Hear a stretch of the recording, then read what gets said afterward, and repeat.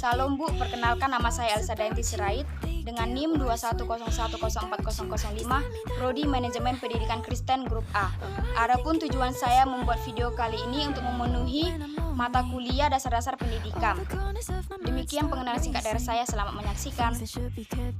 Baiklah, di sini saya akan menjelaskan laporan hasil observasi permasalahan pendidikan di sekolah yang saya kerjakan atas nama Elsa Dayanti Sirait dengan NIM 210104005, Prodi Manajemen Pendidikan Kristen Grup A. Mata kuliah dasar-dasar pendidikan, dosen pengampu Bu Grace L.A. Sihombing M.Com. Kata pengantar, puji syukur penulis panjatkan kepada Tuhan Yang Maha Esa yang telah melimpahkan hidayah dan karunia-Nya sehingga laporan hasil observasi permasalahan belajar pada anak usia SD dan cara penanganannya dapat terselesaikan. Laporan ini disusun sebagai tugas mandiri mata kuliah, bimbingan dan konseling pada SD Negeri 16 7644 Tebing Tinggi. Namun, penulis menyadari laporan ini tidak dapat tersusun dan terselesaikan dengan baik dan sempurna tanpa adanya bantuan dari berbagai pihak. Oleh karena itu, penulis ingin mengucapkan terima kasih kepada Ibu Merti Haryanja. Bab 1. Pendahuluan. Latar belakang masalah. Bimbingan dan konseling merupakan upaya pemberian bantuan yang dirancang dengan memfokuskan pada kebutuhan, kekuatan minat, dan isu-isu yang berkaitan dengan tahapan dan tugas perkembangan anak yang merupakan bagian yang integral dari keseluruhan program pendidikan. Teori Piaget mengklasifikasikan bahwa anak usia 7-11 tahun masuk ke dalam kelompok operasional konkret. Artinya, cara berpikir anak sudah mampu berpikir secara logis. Anak mulai berpikir secara sistematis untuk mencapai pemecahan masalah yang konkret.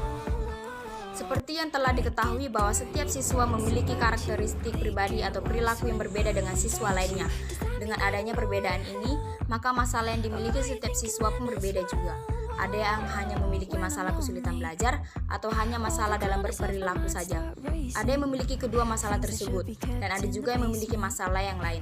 Masalah-masalah tersebut dapat berasal dari keluarga, lingkungan, maupun dari diri sendiri. Keragaman perilaku ini mengandung implikasi akan perlunya data dan pemahaman yang memadai terhadap setiap siswa. Salah satu hal penting yang perlu diperhatikan dalam memberikan bimbingan adalah memahami siswa secara keseluruhan, baik yang dihadapinya maupun latar belakang pribadinya. Dalam hal ini, guru dituntut untuk mengetahui asal-usul dan kepribadian setiap siswa agar guru dapat memperoleh cara untuk menghadapi siswa yang bermasalah. Maka dari itu, perlu adanya pengumpulan data terhadap siswa. Dengan data yang lengkap, guru akan dapat memberikan layanan bimbingan kepada siswa secara tepat atau terarah. B. Rumusan masalah. Dalam laporan ini, penulis akan membahas permasalahan pada anak usia SD dan penanganannya di SD Negeri 16 7644 Tebing Tinggi. C. Tujuan. Adapun tujuan yang ingin dicapai melalui observasi ini adalah untuk membahas lebih dalam pokok permasalahan yang ada, yaitu yang pertama, untuk mengetahui masalah belajar anak usia SD, yang kedua, untuk mengetahui faktor penyebab siswa SD mengalami masalah belajar, dan yang ketiga, untuk mengetahui cara penanganan masalah siswa tersebut. D. Manfaat. Yang pertama, mahasiswa sebagai calon guru memperoleh pengalaman baru tentang observasi dan menambah wawasan terkait dengan masalah belajar yang terjadi pada anak usia SD dan cara penanganannya. Kedua, mahasiswa dapat mengetahui bagaimana pihak sekolah itu mengupayakan agar adanya perubahan terhadap masalah belajar peserta didiknya. Bagi guru lebih mengetahui tentang bagaimana cara penanganan terhadap siswa yang mengalami masalah belajar. C. Bagi penulis lain, makalah ini diharapkan dapat menjadi informasi berharga bagi para penulis guna menciptakan tulisan yang lebih bermanfaat khususnya untuk bidang pendidikan. Bab 3. Pembahasan observasi. A. Lokasi dan waktu observasi. Yang pertama, lokasi observasi. Dalam observasi ini penulis mengambil lokasi di Sekolah Dasar Negeri 16 7644 Tebing Tinggi. Kedua, pelaksanaan observasi. Penulis telah melaksanakan observasi pada 18 Desember 2021 pukul 8.30 sampai pukul 10 pada waktu libur kuliah. B. Subjek observasi. Subjek observasi yang penulis pilih untuk narasumber observasi yaitu salah satu guru yang ada pada SD tersebut. C. Teknik pengumpulan data. Instrumen yang digunakan adalah wawancara. Bab yang ketiga, hasil observasi. A. Identitas sekolah. Nama sekolah SD Negeri 16 7644, alamat Tebing Tinggi, Kecamatan Rambutan. B. Identitas guru. yang bernama Merti Haryanja SPD, asal Tebing Tinggi. Identifikasi masalah. Sabtu pada tanggal 18 Desember 2021, observasi melakukan ke SD Negeri 16744 Tebing Tinggi, Kecamatan Rambutan. Observasi datang ke sekolah menemui kepala sekolah untuk menyampaikan maksud dan tujuan observasi.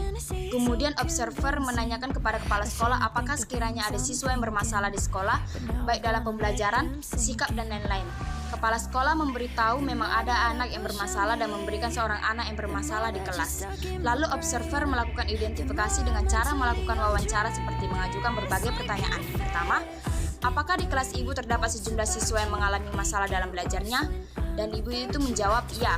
Misalnya masalah dalam tingkah laku, lambat belajarnya, disiplin, dan lain-lain. Kalau masalah dalam tingkah laku, wajar saja karena anak masih kelas 1. Mereka senang mengganggu temannya, berkelahi di kelas. Ibu belum ada ibu dengar yang mengucapkan kata-kata kotor. Jawab Ibu Herti Haryanja. Yang kedua, menurut Ibu, apa saja faktor yang melatar belakangi masalah belajar pada anak tersebut, Bu? Menurut Ibu, faktor yang melatar belakangi masalah belajar anak tersebut bisa dari faktor ekonomi, faktor lingkungan, faktor keluarga. Dan yang ketiga, apakah sebelumnya sudah dilakukan penanganan dalam menghadapi masalah anak tersebut, Bu? Sudah ada. Misalnya anak tersebut didekati, diberi nasihat, kemudian diberi motivasi dengan diberikan reward. Selain itu, anak juga diberikan tambahan belajar sepulang sekolah. Dan yang keempat, apakah ibu sudah membahas masalah belajar anak tersebut dengan orang tuanya? Sejauh ini, konsultasi dengan orang tua hanya pada saat pengambilan rapor saja. Pemecahan masalah. Proses belajar mengajar kadang-kala tidak berjalan dengan baik. Misalnya, masalah yang sering timbul di kelas, masalah belajar pada anak usia sekolah dasar, memiliki bentuk yang beragam. Antara lain, bersikap atau berkebiasaan buruk dalam belajar, lamban dalam belajar, tidak disiplin, dan lain sebagainya. Kesulitan belajar pada anak tersebut memiliki beberapa faktor, bisa dari faktor inteligensi, yang mana kemampuan berpikir anak itu berbeda-beda. Faktor keluarga, yang mana orang tuanya sama-sama sibuk bekerja dan tidak ada yang mengajarinya untuk mengulang kembali pelajarannya. Faktor ekonomi, yang mana orang tua sibuk mencari uang untuk kebutuhan hidup sehingga tidak sempat memperhatikan anaknya. Faktor lingkungan di rumahnya yang banyak ada teman sebayanya menyebabkan anak lebih memilih sibuk bermain dengan teman-temannya dan mengesampingkan belajarnya. Dan juga faktor dari dirinya sendiri yang malas untuk belajar atau kemampuan dari anak itu yang lemah dibanding dengan teman-temannya dalam mengikuti pembelajaran. Adapun penanganan yang dilakukan untuk menghadapi masalah belajar pada anak tersebut yaitu dengan menggunakan strategi pembelajaran yang menarik minat anak untuk belajar, selalu memberikan perhatian yang lebih kepada anak tersebut, memberikan saran, motivasi, menjadi guru yang simpati terhadap muridnya agar muridnya senang dan mau belajar. Anggap murid tersebut sebagai anak kandung sendiri, yaitu bagaimana cara kita mendidik dan memperlakukannya dengan penuh kasih sayang sebagai pengganti dari kurangnya perhatian yang diberikan oleh orang tuanya. Selain itu, perlu adanya kerjasama antara guru dan orang tua dalam mendidik anak, karena keluarga sebagai faktor utama dalam menghadapi masalah tersebut. Guru dan orang tua harus lebih intensif lagi dalam mengatasi belajar pada anak tersebut. Seharusnya konsultasi mengenai masalah belajar anak tidak hanya saat pengambilan rapor saja, tetapi sebaiknya konsultasi juga dilakukan di luar jam sekolah. Bab yang keempat, kesimpulan dan saran. A. Kesimpulan. Program bimbingan dan konseling dibuat agar dapat mencegah masalah-masalah yang akan terjadi kepada siswa dan supaya siswa diberikan bimbingan dan konseling sesuai dengan perkembangan usianya. Pada jenjang pendidikan dasar, layanan bimbingan di sekolah dasar bertujuan untuk membantu siswa agar dapat mencapai tugas-tugas perkembangan yang meliputi aspek pribadi sosial, pendidikan dan karir sesuai dengan tuntutan lingkungan, sehingga bimbingan dan konseling ini dapat diterima secara efektif oleh siswa. Bentuk perilaku bermasalah yang dilakukan oleh peserta didik bukanlah tanpa adanya suatu alasan. Mereka melakukannya karena adanya alasan tertentu. Selain itu, sikap yang ditunjukkan peserta didik yang dianggap bermasalah janganlah diberi sanksi karena itu akan membuat mereka lebih keras dan berontak lagi, melainkan mereka sebenarnya membutuhkan bimbingan dan bantuan yang tepat agar mereka tidak terhambat proses perkembangannya.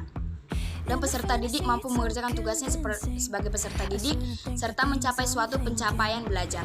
B. Saran. Sebagai calon pendidik sebaiknya mampu mengerti dan memahami kepribadian peserta didiknya, sehingga apabila pendidik menemui masalah pada siswanya, pendidik dapat mengambil upaya positif dalam mengatasi siswa yang bermasalah di sekolah tersebut. C. Berikut hasil foto dari hasil pengamatan.